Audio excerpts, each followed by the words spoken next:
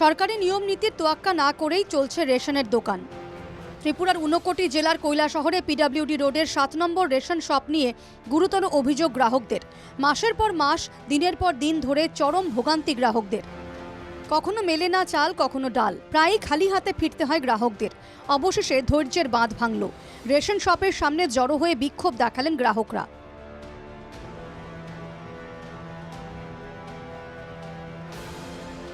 গ্রাহকদের অভিযোগ, 5-6 মাস ধরে চলছে অনিয়ম। নিয়ম মতো চাল ডাল বিতরণ করা হচ্ছে না, প্রায় বন্ধ রাখা হয় রেশনের দোকান। এ নিয়ে এদিন ক্ষোভ উগরে দেন গ্রাহকরা। 5-6 মাস ধরে আমরা এইভাবে চাল পাই না। রেশন দোকান বন্ধ থাকে, প্রায় দিনই রেশন দোকান বন্ধ থাকে। সকালে আইসি করে বিকালে আইবই।